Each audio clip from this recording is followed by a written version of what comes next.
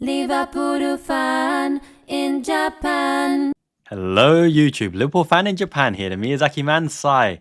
Alrighty, I'm going to put my professional hat on for this particular video because I'm going to explain to you in terms of Mo Salah's breaking news, how he's more out than in. Liverpool have not yet offered him a contract renewal, right? Why that potentially is fantastic news, despite what the media are saying and the spin on this situation.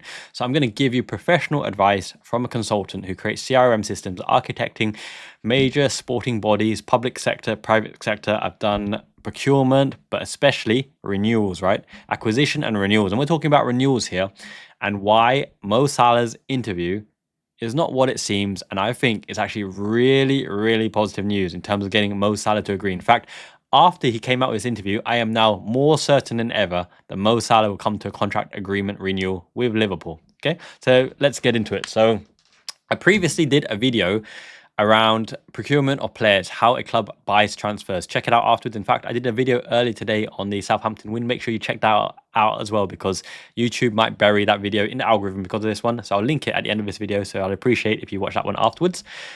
But yeah, digressing just a little bit. Okay, so Mo Salah, every single time he's had a great performance, and this is the second time now, he's come up with Liverpool have yet to offer him a contract renewal, right?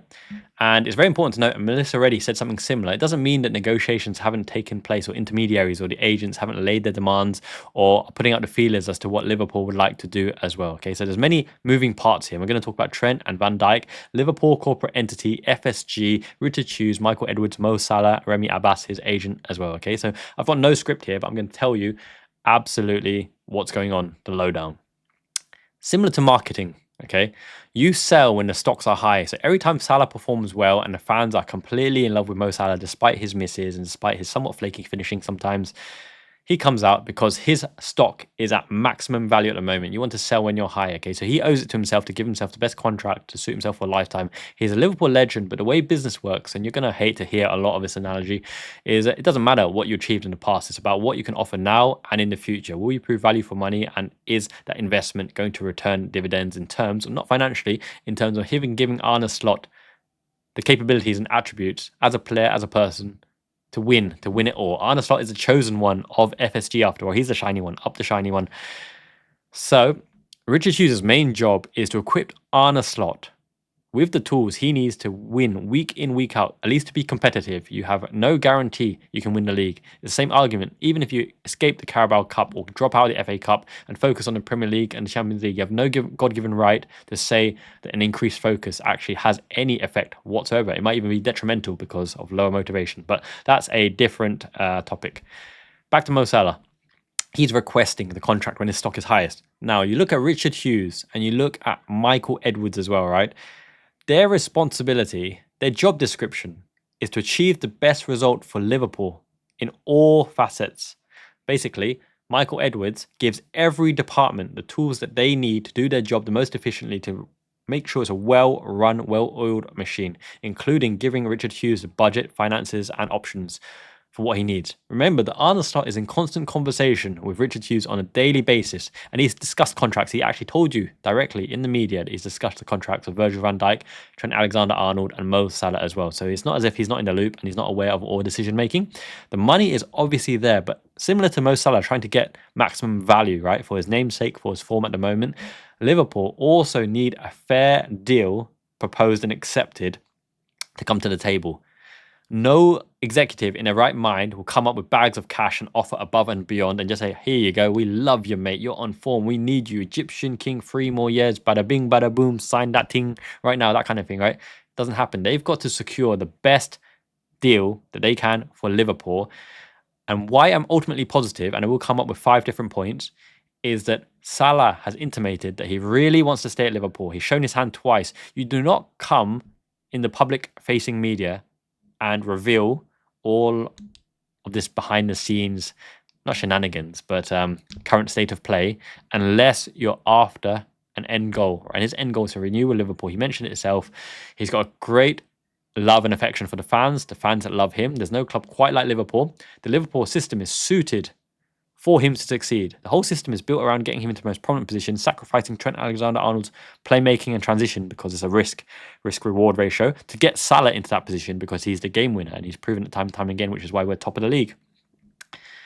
So he comes in the public eye because he's after the renewal. What does that mean? Why is that so important? If you want to stay at Liverpool, it means he's open to compromise. The most difficult, challenging situation is where the player is indifferent about renewing. And if he's indifferent about renewing, it means as though you're going to have to offer above and beyond his market value or to convince him or to convince his agent or pay his agent a wedge to get him to renew. But Salah is actively forcing FSG and the situation because he wants a positive outcome. He's willing to compromise, that means, because when every party wants the same thing, when Liverpool want to keep a fantastic player, the best right wing in the world, possibly the best player in the world right now, top of fantasy football charts, that means a lot as well, by the way. And Mo Salah wants to stay at Liverpool to break all the records because the system is suited and designed for him. He's built the player relationships and everyone respects, acknowledges him on a professional and a personal level as well. And he's got that competitive vibe with ping pong and everything else. Then it means possibility for compromise and the outcome looks promising. So there's a good point.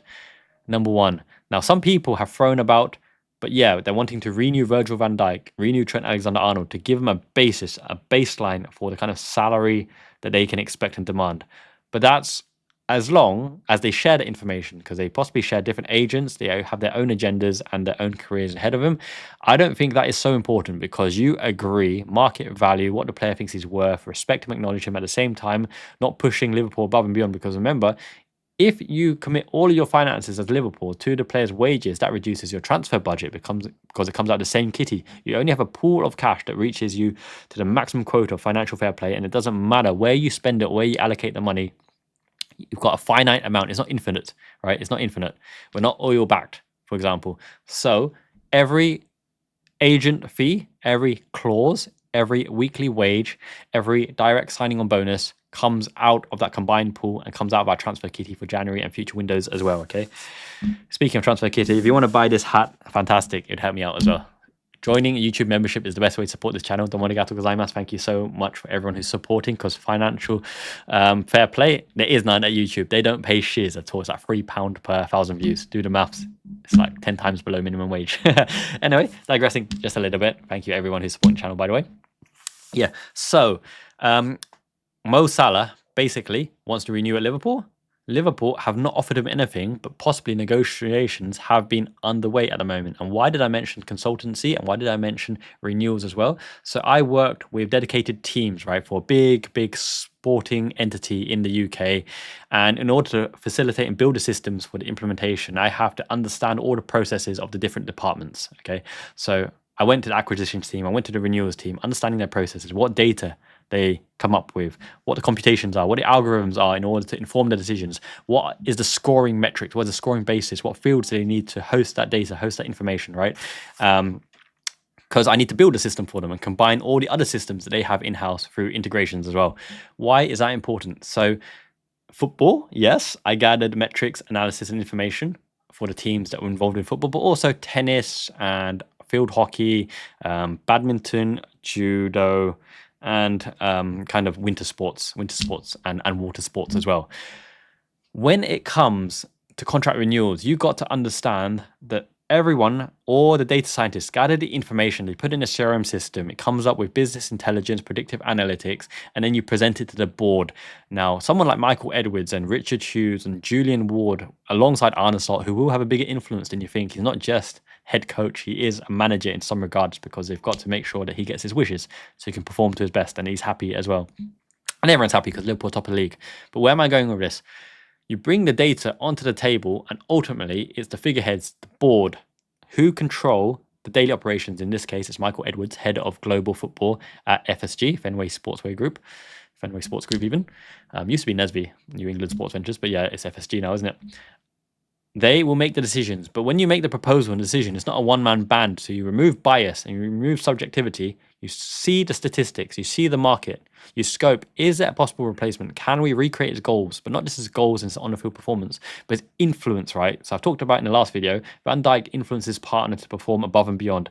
Joel Matip, Chalco, possibly consistently was as good as Van Dijk during that run, and he offered different metrics. Konate looking just as prominent and colossal as Van Dijk this season as well. Joe Gomez elevated into a Premier League winning partnership with Van Dijk. Now, Mo Salah elevates the team instantly because when you have him on the pitch, the game becomes a different game for the fact that you have to be switched on for 19 minutes because by hook or by crook, he will get the one or two good opportunities and usually, more often than not, be in the conversation for match winners or match winning contribution, either play before the play, assisting or scoring the goal himself. He's the man for the occasion.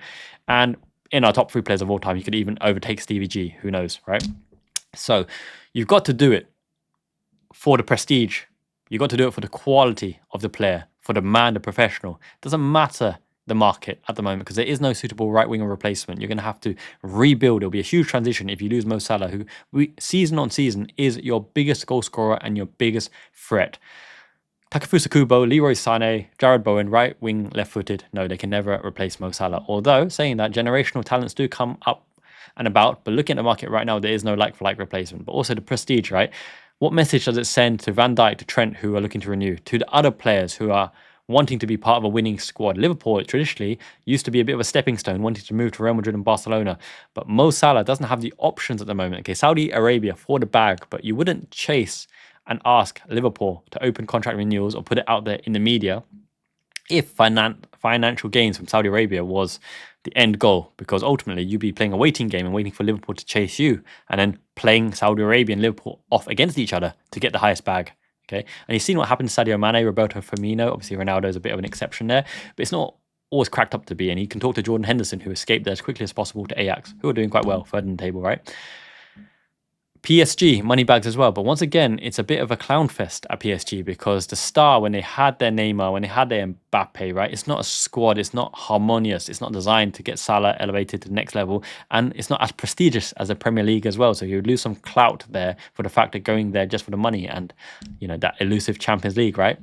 You've got more chance of winning it at Liverpool again. And he's a proven winner. He's won everything, okay? But once again, history doesn't have any bearing. It's all about forward-thinking movement because this is a significant contract, the last big contract of his career, I would assume. I would say he can perform at a high level until about 36, 3 years, give or take, and he might start to decline. But his playmaking form, his Trivela pass on the outside is phenomenal still.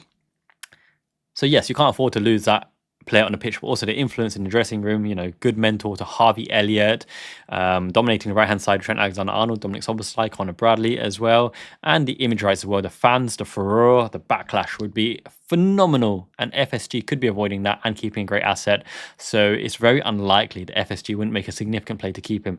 But then comes to another thing, form, right? So we have seen historically when players sign a new contract, they lose something, they lose an edge. Now, it's not because they're, you know, not professional or not giving their all, but mentally, the mentality, when you're striving for something, when you're wanting to earn that contract, why break the status quo when at the moment no contract is signed and he's performing week in, week out, racking up the points in fantasy football and the metrics for Liverpool, getting us to the top of the table? The contract is an unknown quantity. If it is signed, sure, it's a lift to Salah, it's a lift to his family, it's a lift to the Liverpool family, Liverpool Fan in Japan family, the community, everyone's happy.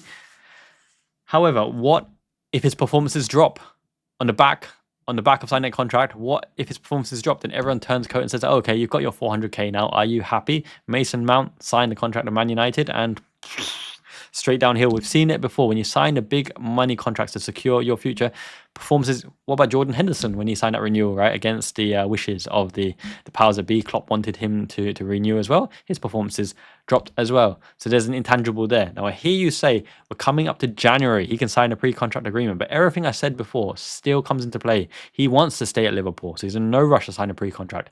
You leave that risk there for the fact that it's probably best for all parties involved because not one single side can get that contract signed. Liverpool have to come to the table showing respect for Mo Salah, but also respect for the entity of Liverpool FC as well, because you've got to do right by the club that employs you. A commercial director doesn't care about the greatest squad in the world. A commercial director cares about the finances. You have your job role. You put relevant people in the right job role to achieve the maximum output for that particular role because it benefits Liverpool as a whole. And benefiting Liverpool as a whole benefits everyone in the long run. Okay, that's what a well-run club is. Slot is tasked with coaching the team. He's coached them fantastically, which is why he's top of the league. There you go. Salah has the ability to influence the performances, but also he can do it for Salah as well because of goal bonuses and assist bonuses. So he is actually one of the staff members that can actually benefit himself by doing certain things on the pitch. But that's not neither here or nor there, right? Because Michael Edwards can't do necessarily things to benefit himself because the boardroom have to vote everything through anyway, which is why you can eliminate bias and subjectivity. Mo Salah doesn't have the world of options, okay? He'll never go to Man United. Manchester City are funneling everything through Haaland, right? Will he want to share the goals and the funnel with Haaland? I doubt it. I doubt it. And Pep Guardiola is not going to be there forever either. Arsenal have Bukayo Saka. They don't need Mo Salah. They'd love Mo Salah, but they won't have him. And he's not as good in a central position. Bukayo Saka is their future, and they've got him for the now. Chelsea, money bags. But he was at Chelsea and he knows they're in a rebuilding project at the moment, and it's not a system designed for him completely. If anything, Chelsea is probably the alternative, if you think about it, because he's wanting to break records in the Premier League. All his records are set in the Premier League. It won't be PSG. It won't be Real Madrid. They won't buy that age profile. Barcelona wouldn't need him as well, although they have signed Lewandowski at that age. They signed Gundogan at that age as well, but it doesn't seem a natural fit. Obviously, they got Lamine Yamal as well. They got players coming through the ranks. Doesn't seem a natural fit. So Chelsea would be the only alternative, because you can laugh at off, options like Tottenham or whatever. Just not going to happen. Saudi Arabia, I don't think he's so attracted to Saudi Arabia. He's in it for the glory, for the legacy. He's not in it for the money, because he's earning great money anyway, right? And he's obviously got that first-hand account from Mane, Firmino, and everyone else that's come there already. So, going back to Mo Salah's contract situation, it doesn't matter whether it's January, February, March, or however long it goes on for, this saga. The fact that he's put it out there in the media that he wants that renewal, that Liverpool have an approach, getting the fans to pressure FSG, to getting everyone to power on FSG, and everyone loves to power on FSG, let's be honest about it. It's only a good thing, because that shows his intent to stay at Liverpool and bring Liverpool to the negotiation tables. And I'm certain, absolutely certain, you don't get the roles that Michael Edwards and Richard Hughes and Julian Ward get without due process and due diligence, and actually doing things the right way. But as and when it gets signed, who knows? But at least they both want the thing to happen, at least from my perspective and point of view as well. And I think Van Dijk will be the first one to sign. I think Mo Salah would be the second one to sign. And I think Trent will be the last one to sign, for the fact that this is probably the longest contract and the biggest financial commitment, and some promises to go along with that contract situation. Some people have asked around, why don't Liverpool inform the fans of the current situation, the current standoff? Where does everyone stand in terms of Liverpool? Have we made an offer? Have we started negotiations? Have we talked to his agent, Remy Abbas? Well, they've got no need to, because why air all of your private matters? As Arne Slot said, contract negotiations are handled by the people in the background with relevant details, relevant finances, and relevant power and responsibility levels and authority to make things move and make things progress and make things happen. Why? What good would it do to put it in a public media space, except from placate fans and placate the media, or give sensationalist headlines and all that kind of thing to the journalists, right? So yeah, it's got no room in the media. All these things are dealt behind closed doors. And I know that people don't like players to air their dirty laundry. However, everyone's media savvy these days. There's social media. And to progress the situation, which is another positive why I think Salah will resign, he is actively now trying to progress the situation to get himself in a position where he even has a contract offer to consider resigning. Okay, I highly doubt Liverpool have no intention to resign Mo Salah for all the aforementioned points. And I highly, highly doubt that an offer that comes Mo Salah's way via Liverpool won't be respectful of his current standing, his current situation, and there will be compromise with the possible 3 years that he would want and the roles and responsibilities that come with it. Okay, he is a big name player, a big game player. Arne Slot obviously loves him, built a system around him again. He's providing the goodies, which is why we're top of the league, 8 points above Manchester City. Double against Southampton, which is why he's come out with these comments. His agent, Remy Abbas, is a good lad, doing his best by Mo Salah. It's not like a Bobby Duncan situation, right? None of his snake oil salesman stuff that Simon Jordan loves to talk about. He is tasked with giving Salah what he wants and the figures that Salah wants, or at least is acceptable to Salah. And Liverpool are tasked with finding those figures and finding agreement and compromise to not compromise Liverpool's future, but also build together collaboratively for a golden future with Salah in the driving seat in the right wing spot, because there's no better football player on the right wing right now. That's my thoughts on the whole situation. I think Salah wants to sign. I think Liverpool are waiting for the right opportunity, not to change the status quo in terms of his form and performances, and also making him fight and claw his way with performances for that elevated contract stance. If his form does dip, perhaps FSG and Liverpool come to the negotiation table, because then he doesn't have such a strong argument to say, I am your main source of goals and I am your ultimate game winner, and therefore let's agree something reasonable, whether it's 400k, 450k or whatever it may be. I'm sure FSG will splash the cash and remunerate him properly, because he's that tier of player. You don't disrespect that tier player, especially after what they've done for you. But once again, it has no bearing what he's done. What has a bearing is the relationship going forwards, and I think it'll come to a nice ending. Where could you see Salah? It's not going to be PSG. It's not going to be Saudi Arabia. Arsenal, no. Man City, can't see it. Manchester United, they wish, right?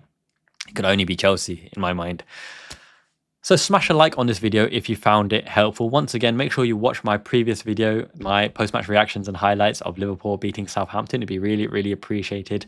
I have made this video as a gift to all you guys. Hopefully that offers some insight. Feel free to disagree with me. Offer your comments in below in the situation as well. But ultimately, the news that came out for me is an eye-opener, and I'm delighted by it, because it shows Salah's intent to stay and the willingness to compromise for the fact that when you know a party wants a certain outcome, you work together with them for the right outcome, as long as you want that same outcome. And I'm sure the FSG want Salah to stay, Liverpool want Salah to stay, all the fans want Salah to stay. Arne Slot, and that's a very important one. If Arne Slot wants Salah to stay, I think they'll stump up the cash and it will happen. So don't stress, don't be depressed, don't be sensationalist, don't overreact, don't get over emotional, don't bash FSG. You have no idea what's going on behind the scenes. But what you have in front of you is Salah's open declaration for the fact that he loves the fans, he loves Liverpool, it's a special place, and he wants contract negotiations to start, or at least an offer made in front of him, because negotiations probably have already started. But Van Dijk to sign first. Miyazaki man Ichiban, thank you for listening. Hope you guys enjoyed that. Take care. Have a great week. We're top of the league. It's going to be a fun season for sure. Up the shiny one, Arnaso. Join the Discord. We chat 24/7. I'll put additional thoughts in the Discord as well. Until next time, Janet means ciao. Liverpool fan in Japan.